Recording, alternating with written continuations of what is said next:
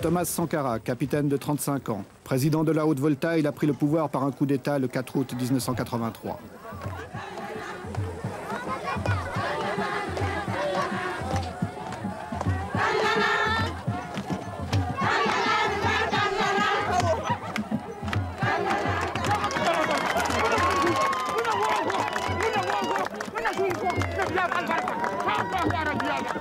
C'est parmi les couches les plus pauvres de la population qu'il compte ses plus chauds partisans.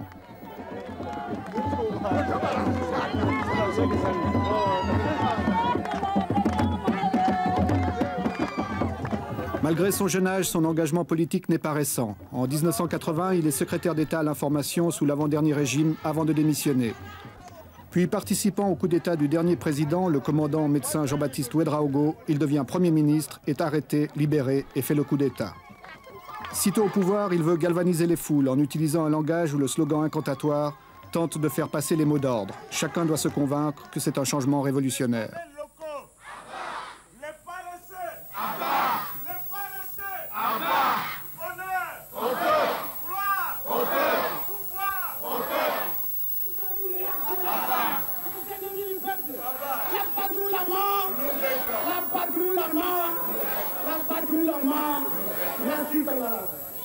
À Pau, les gens sont venus très nombreux pour lui apporter leur soutien.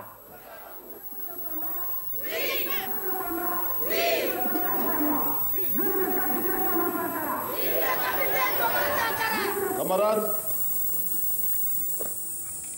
il faut enterrer tous les ennemis du peuple. Il faut enterrer tous les défauts qui empêchent le peuple de se libérer, qui empêchent le peuple de construire son bonheur. Si depuis 20 ans, chaque week-end, les femmes puisaient de l'eau comme elles le font, il y a longtemps que nous aurions rempli 20 barrages à Pau. Le pays n'est pas pauvre. Au contraire, il y a des ressources. En vous mettant au travail pour construire ces 20 villas, en vous mettant à la tâche, vous avez décidé de vous prouver à vous-même que vous êtes capable de transformer la réalité de cette ville de Pau. En effet, vous pouvez la transformer, cette réalité. Mais pour cela, il faut bannir de vos rangs les paresseux. Ceux qui ne veulent pas travailler. Il faut bannir de vos rangs les féodaux, les équilibristes. Ceux qui croient que ce chantier est pour eux l'occasion de devenir de petits patrons pour les élections futures. Tous ces gens, tout cela, il faut les mettre de côté. Il faut bannir de vos rangs les maris qui n'autorisent pas leurs femmes à aller sur les chantiers. Camarades, les mauvais maris, les paresseux, les voleurs, les maris réactionnaires, les petits patrons, les grands patrons, les détourneurs de fonds, les voleurs,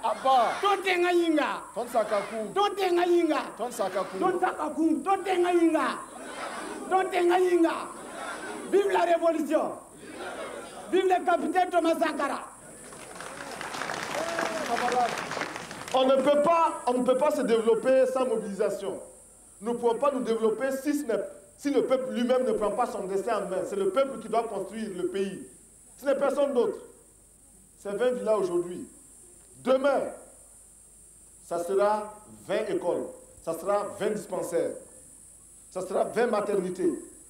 Et chaque année, ce sera comme ça. Camarades, l'impérialisme, le colonialisme, le néocolonialisme, le fantocisme, les voleurs, les paresseux, les détourneurs, les magouilleurs. Chaque province doit construire en effet 20 maisons pour les fonctionnaires d'ici le 4 août, les loyers étant ensuite utilisés pour les biens d'équipement. Les briques sont faites par la population avec du banco et très peu de ciment. L'État, lui, fournit le matériel.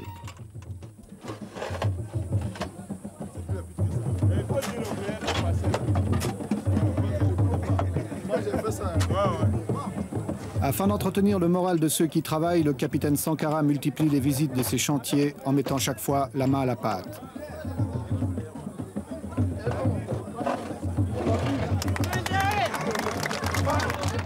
Il aime à montrer l'exemple, il affectionne les gestes symboliques. Il est en train de se créer un personnage à la fois séducteur et menaçant. Son style, son souci du moindre détail, son attention à chaque chose, son engagement étonne et lui attire un certain nombre de sympathies.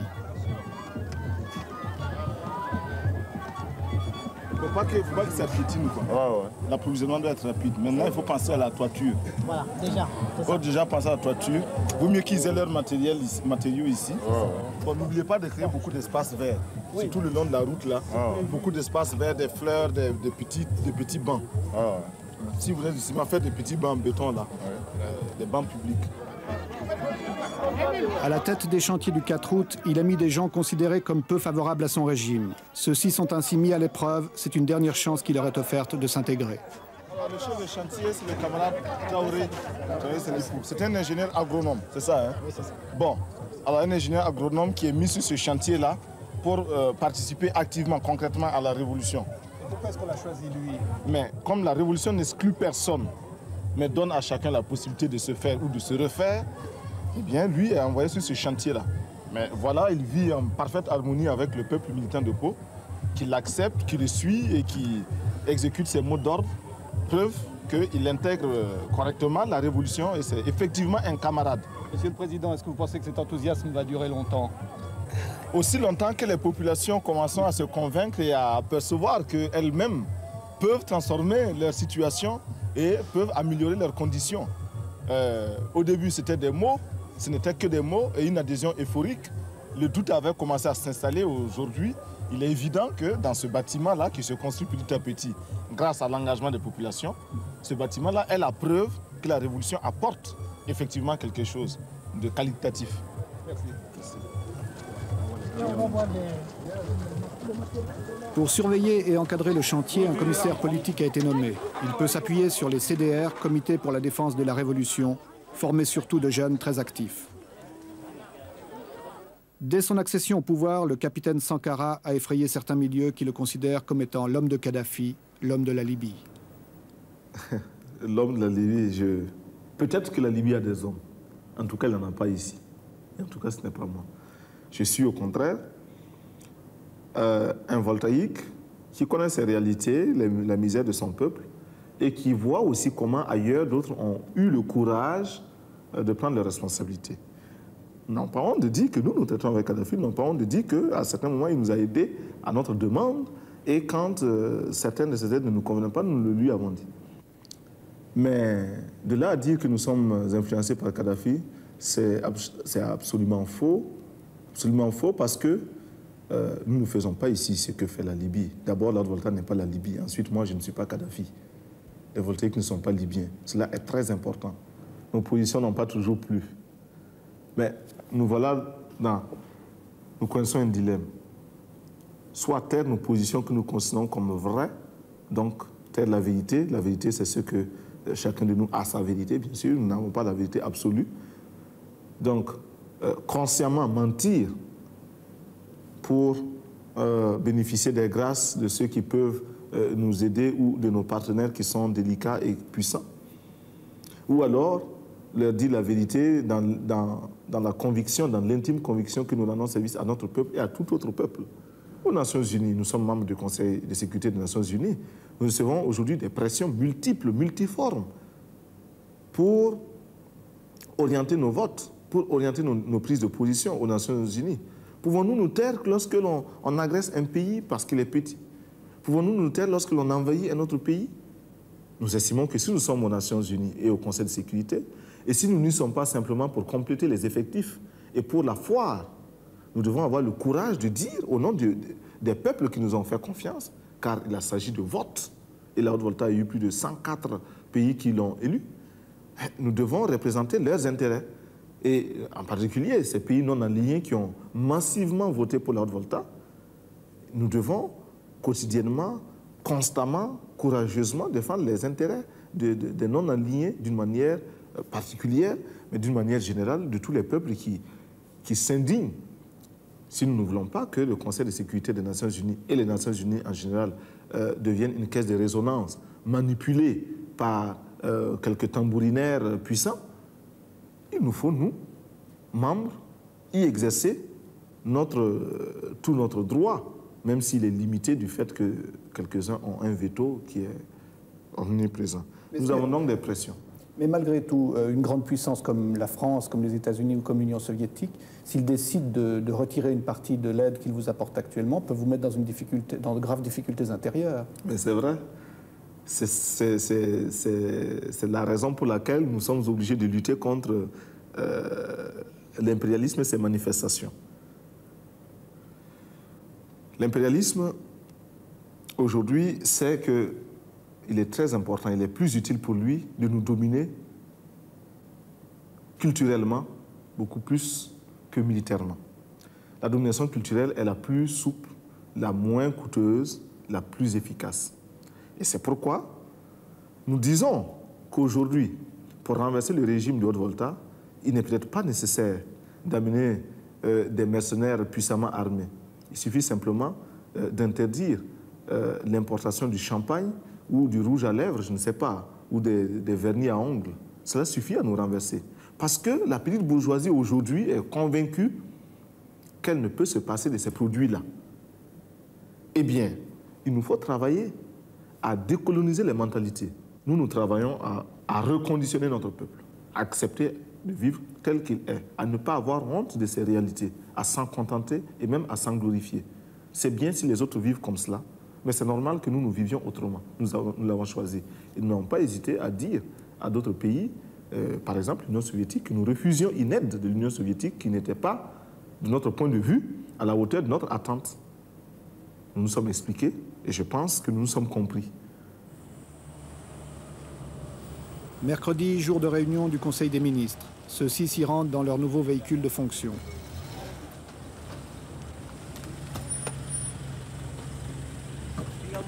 En effet, là aussi, pour montrer qu'on veut rompre avec d'anciennes habitudes, d'anciens privilèges, les Mercedes, symbole du pouvoir utilisé par les précédents régimes, ont été remplacés par des R5.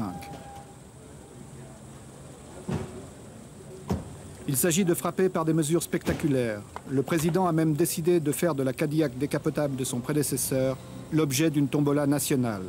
Ainsi, celui qui l'aura gagné pourra-t-il l'utiliser sans être soupçonné d'enrichissement illicite. Outre le capitaine Sankara, l'équipe gouvernementale est composée de militaires et de civils. Tous doivent avoir un engagement total et en particulier multiplier les contacts dans le pays.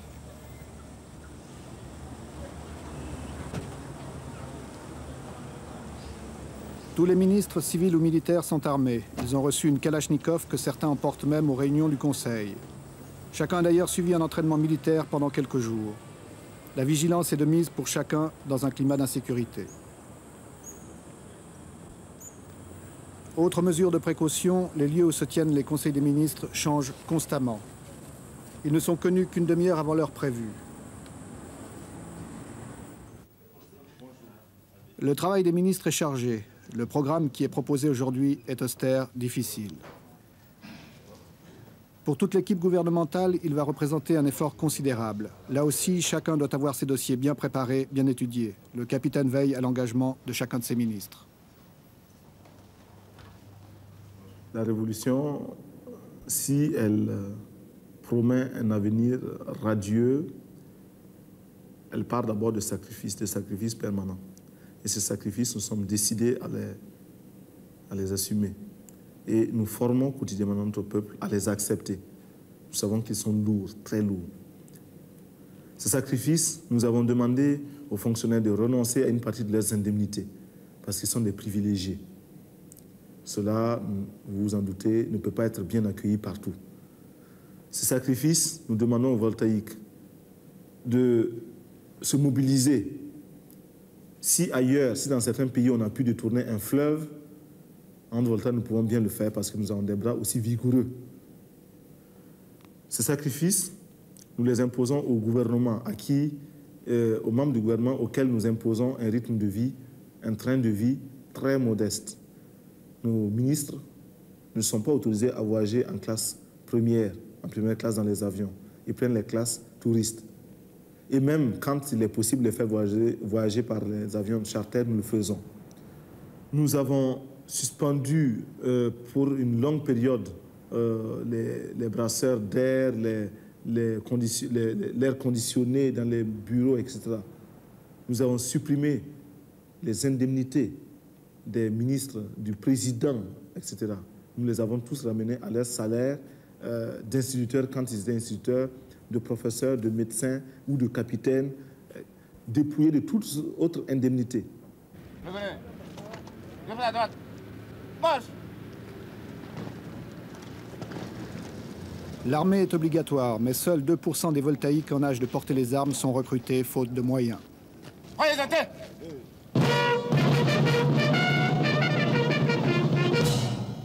En Haute-Volta, c'est une chance et un privilège comme ailleurs en Afrique que de devenir soldat. Cela assure du travail et un salaire garanti.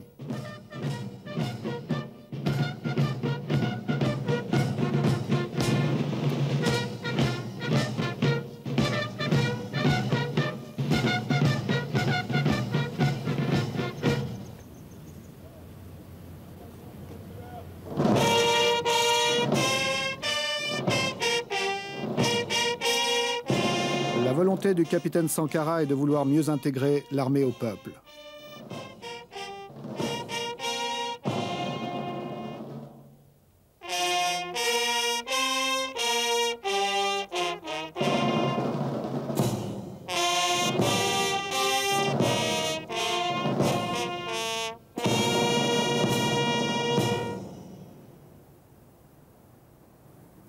Nous avons donc nous refaisons notre service national. Au lieu de 18 mois, il sera maintenant de 12 mois.